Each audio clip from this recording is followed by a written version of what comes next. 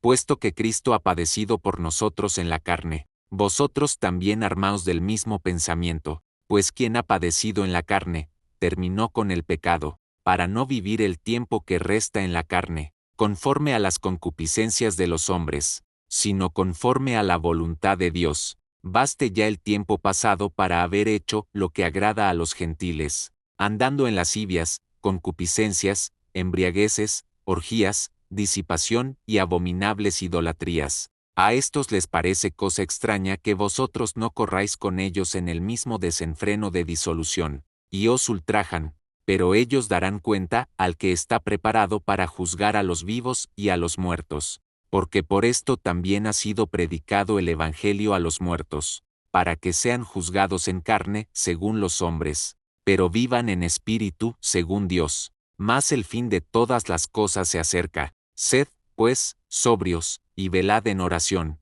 y ante todo, tened entre vosotros ferviente amor, porque el amor cubrirá multitud de pecados. Hospedaos los unos a los otros, sin murmuraciones. Cada uno según el don que ha recibido, ministrelo a los otros, como buenos administradores de la multiforme gracia de Dios. Si alguno habla, hable conforme a las palabras de Dios. Si alguno ministra, ministre conforme al poder que Dios da, para que en todo sea Dios glorificado por Jesucristo, a quien pertenecen la gloria y el imperio por los siglos de los siglos. Amén. Cristo sufrió y murió para romper el poder del pecado. Arma tu mente como Él.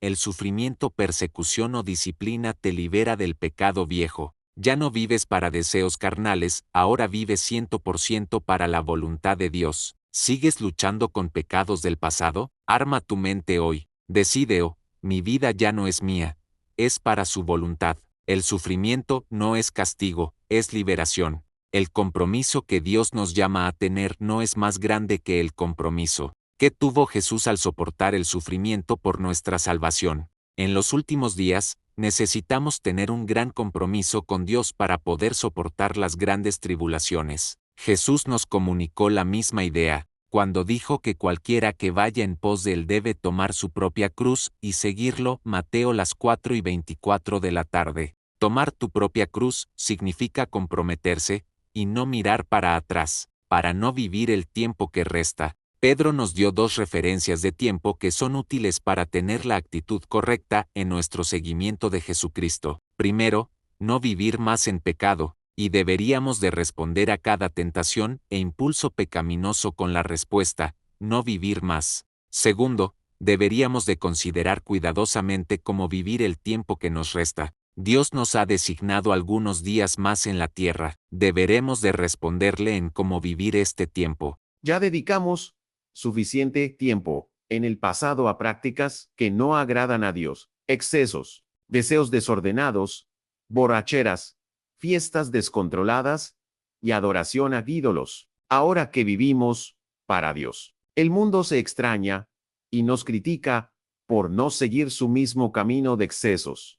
No te avergüences si te ven diferente. Tu pasado quedó atrás. Vive con libertad y deja que tu cambio sea un testimonio vivo de la transformación de Dios. Pedro sabía que ya hemos pasado bastante tiempo viviendo en el mundo. Ahora somos llamados a vivir como cristianos. Es una grande, profunda y tonta pérdida de tiempo que los cristianos vivan como el mundo. Y simplemente debemos de dejar de ser de doble ánimo y comenzar a vivir como cristianos. Tristemente, muchos cristianos en sus corazones piensan que no ha bastado ya el tiempo de hacer la voluntad de los impíos. Quieren experimentar más del mundo antes de hacer un compromiso con Dios. Este es un trágico error y te lleva a un camino que te aleja de la vida eterna. Libertinaje.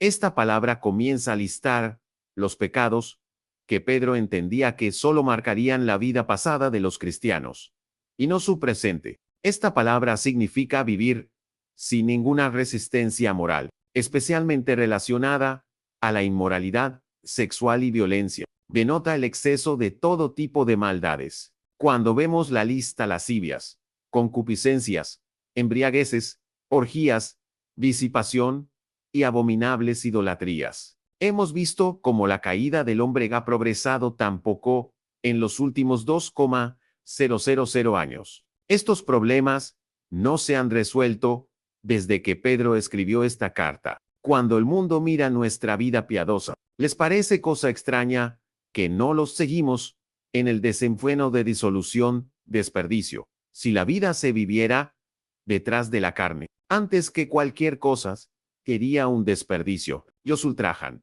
Cuando no practicamos en el pecado que nos rodea, condenamos a aquellos que sí practican su pecado, y no les gusta, así que hablan mal de nosotros. Mas el fin de todas las cosas se acerca. Sed, pues, sobrios, y velad en oración, y ante todo, tened entre vosotros ferviente amor, porque el amor cubrirá multitud de pecados. El fin de todas las cosas está cerca, por eso debemos ser sobrios, de mente clara, y estar alerta en oración. Lo más importante, tengamos amor ferviente unos por otros, porque el amor cubre multitud de pecados, perdona, restaura y une. En estos tiempos finales, no vivas distraído, sé sobrio, ora constantemente y ama intensamente a tus hermanos. Ese amor cubre faltas y fortalece la iglesia. Si en verdad creemos que estamos viviendo en los últimos días, lo más apropiado es que nos entreguemos a la oración. Sed,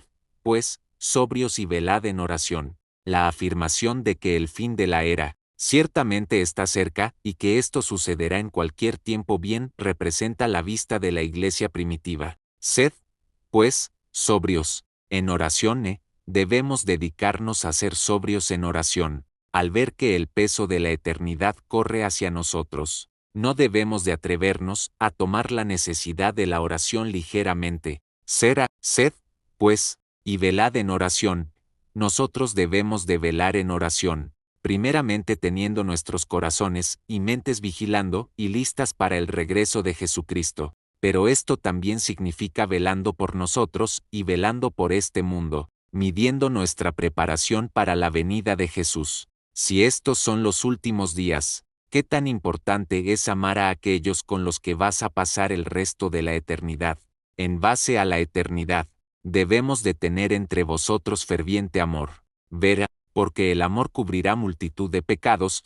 El amor sí cubrirá multitud de pecados, tanto los pecados de la persona que está amando como los pecados de la persona que está siendo amada. Y, cuando el amor abunda en la comunión de cristianos, muchas ofensas pequeñas, e incluso las grandes, se pasan por alto y se olvidan fácilmente. Pero cuando el amor falta, cada palabra es vista como sospecha, cada acción está sujeta a un malentendido, y hay conflicto, para el deleite perverso de Satanás. Recíbanse unos a otros con hospitalidad, sin quejas. Usa el don que Dios te dio para servir a los demás, como buenos administradores de su gracia. Si hablas, que sean palabras de Dios. Si sirves, hazlo con el poder que Él da. Todo para que en todo sea Dios glorificado por medio de Jesucristo. Aplicación: practica la hospitalidad con gozo. Identifica tu don: hablar, servir, animar, y úsalo hoy para bendecir a otros. No busques gloria para ti,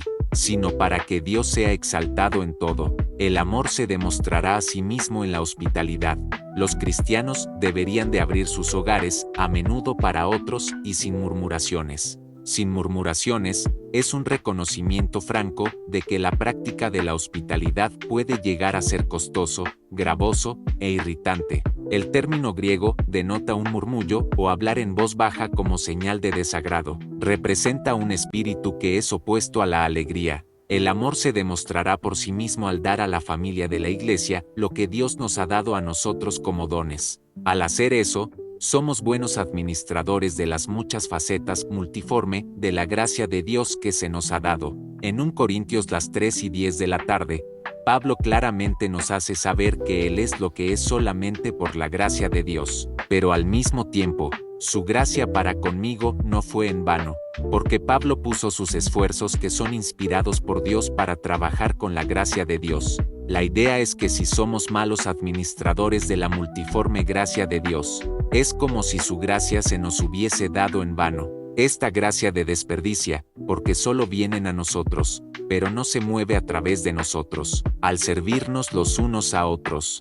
Lo hacemos con el poder que Dios provee, el poder que Dios da, para que a Él pertenezca la gloria y el imperio por los siglos de los siglos. Los que critican y viven en el mundo rendirán cuentas ante Dios, quien juzgará a vivos y muertos. El Evangelio se predicó también a quienes ya partieron, para que, aunque hayan sido juzgados en el cuerpo como todos los hombres, vivan en el Espíritu según Dios. No te preocupes por las críticas humanas. Dios es el juez justo. Vive con la eternidad en mente. Tu obediencia trae vida eterna en el Espíritu. Cuando esta cuenta es requerida, la magnitud de sus locuras serán fácilmente vistas. Aun si parece que vive la vida buena, el vivir por las reglas del mundo, sus vidas serán un desperdicio en la medida de la eternidad, porque por esto también ha sido predicado el Evangelio a los muertos. Pedro también dice que por medio de este juicio eterno el Evangelio fue predicado a los muertos. Los muertos justos saben,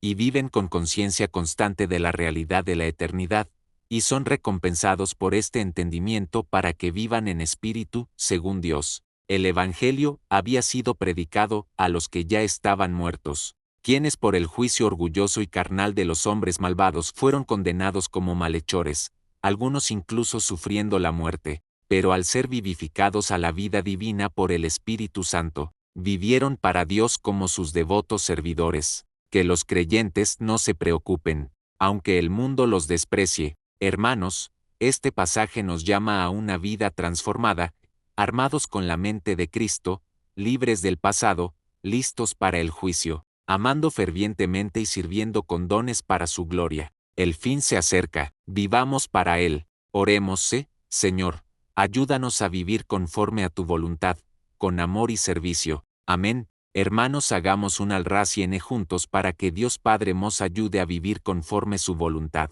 Más bien démosle gracias a nuestro Señor Jesucristo porque Él sufrió por nosotros. Padre amado, Dios grande y misericordioso, te damos las gracias por tu gracia hacia nosotros, que has mandado tu unigénito para que nos diera vida y vida en abundancia. Ayúdanos a vivir en amor y paz con nuestros hermanos. Ayúdanos a ya no vivir como vivíamos antes, ayúdanos a vivir espiritualmente. Te damos las gracias, Señor Jesucristo, que llevaste nuestro sufrimiento en tu cuerpo, que diste tu vida para que nosotros gozáramos una paz infinita con Dios Padre. Ayúdanos a estar siempre agradecidos y vivir una vida que te glorifique a ti. Gracias, Espíritu Santo, por regenerarnos y porque sigues ayudándonos en estos momentos. Ayúdanos a ser humildes, personas de paz, personas de dominio propio, a tener misericordia por los demás, a tener ganas siempre de hacer lo correcto. Amén. Padre, te pido por todos nuestros hermanos que han oído este mensaje, que los cuides, que los protejas, que bendigas a sus familias con salvación, salud, gozo, y sus peticiones conforme a tu gracia. Bendice y fortalece a todos nuestros hermanos alrededor del mundo. Manténnos firmes en tus caminos. Gracias Dios Padre. Gracias Dios Jesucristo, gracias Dios Espíritu Santo. Amén.